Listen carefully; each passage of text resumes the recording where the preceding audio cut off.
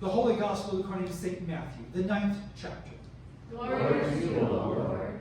As Jesus was walking along, he saw a man called Matthew sitting at the tax booth.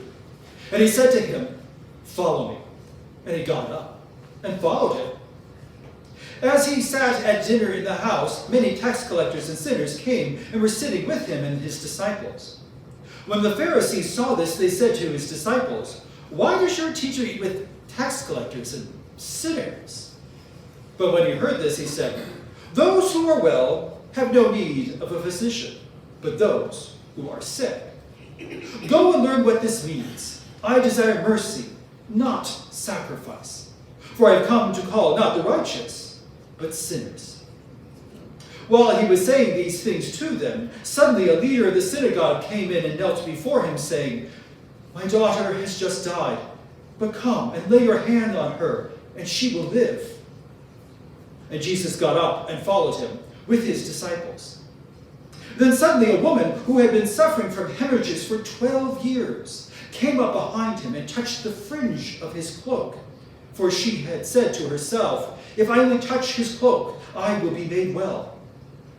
Jesus turned, and seeing her, he said, "Take heart, daughter, your faith has made you well."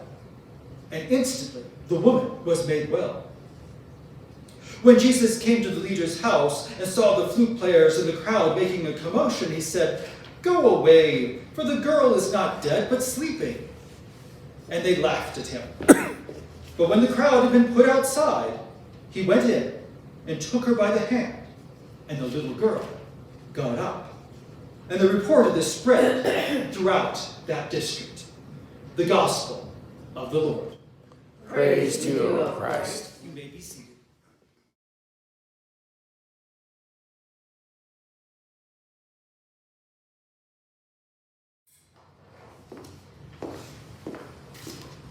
Call me Matthew.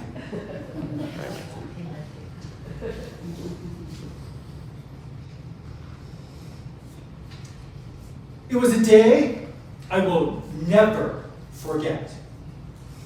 The hot midday sun beat down mercilessly.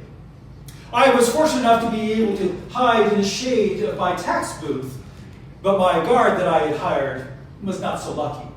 He had to take the full brunt. Unfortunately, I had to have it because, well, you just can't trust people anymore these days. They will try and lie and cheat their way out of anything and everything. In the distance, coming down that road through the shimmering heat rising off the ground, I saw a group of men walking down the road towards the city gate. As they got closer, I began to recognize them as that group of people that I'd heard others talking about recently, about a man named Jesus of Nazareth and his wandering disciples. I thought him rather strange, but some people said that he actually could be trusted. I wondered, could anything good come from Nazareth? At any rate, eventually they made it to the front gate, and he made his way right up to my tax booth. And he looked at me, but it was the strangest sensation. It wasn't so much that he looked at me. It was like he looked into me, into my soul. And he said to me, "Follow me."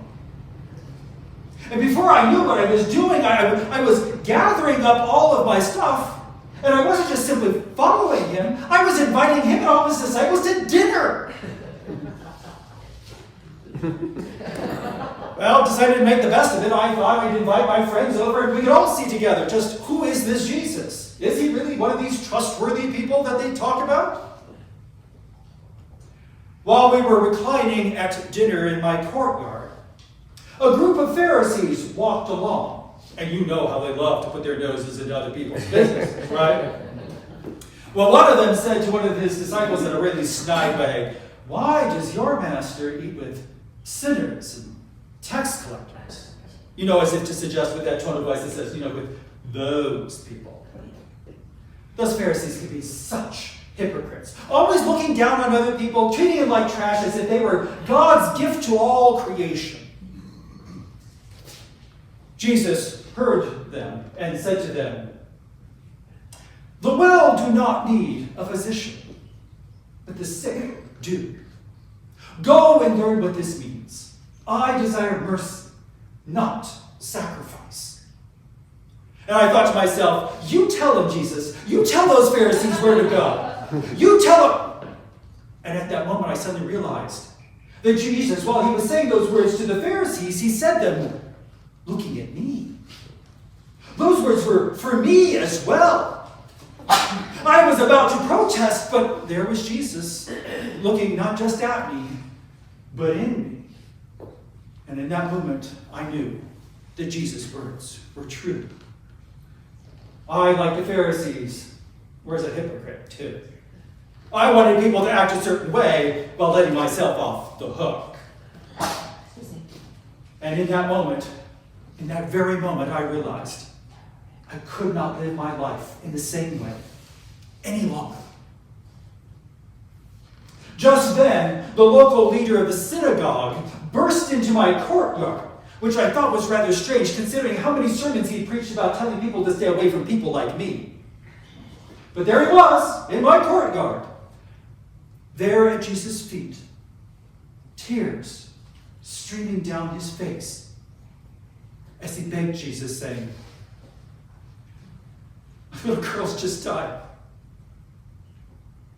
But if you come and lay your hands on her, she will be made well and live again."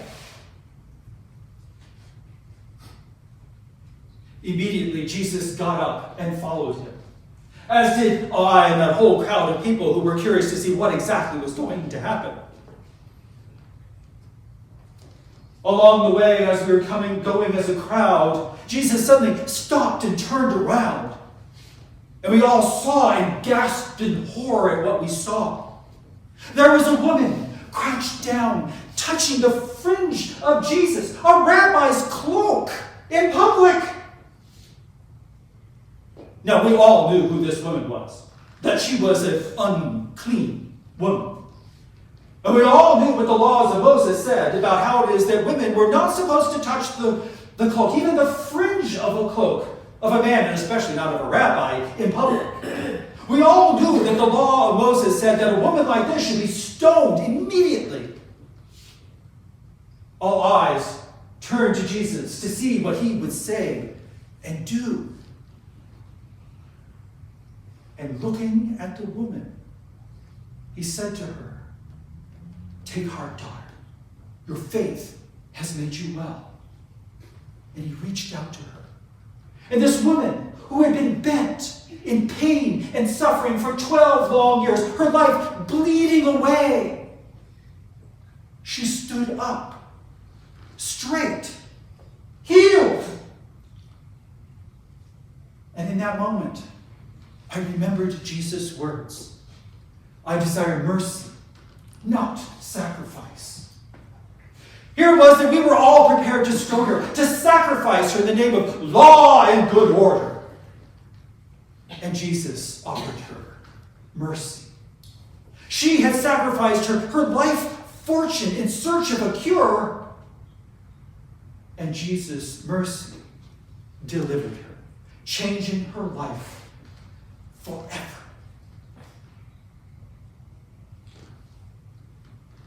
A little while later, Jesus urged us on to that leader's home. When we got there, we discovered that there was another crowd that had gathered there to mourn and bewail the death of the little girl. Jesus asked the crowd, "Why are you all mourning and crying here? This little girl's not dead, she's just sleeping." And everyone laughed at him at the absurdity of his comment. Everyone knew that his little girl had most certainly died.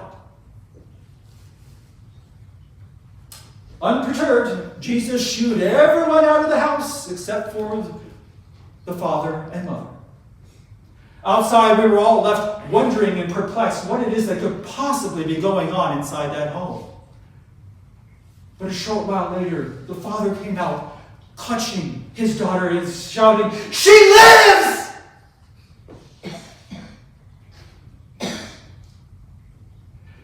And we were all in awe as our tears of grief and mourning were transformed into tears of joy. And once again that day, I was reminded of Jesus' words. I desire mercy, not sacrifice. That day, not only was my life changed, but so too were the lives of all of those in that village that had gathered there that day. And it was not our doing, for this was the mercy of God that had changed us, so that we couldn't live our lives in the same way any longer, that we couldn't relate to each other in the same way any longer, because God's mercy had changed how we looked at and saw one another. Today I stand before you, not as a tax collector, but as an apostle of the risen Jesus, a witness to God's healing, life-changing mercy in Jesus the Christ. I bring you this testimony today so that you too may know and experience that God's mercy is for you as well. So that you may know and trust that Jesus is your Redeemer in mercy. The one who changes the lives of the dead, the mourning, the suffering, the hypocrites, and changes them into lives of a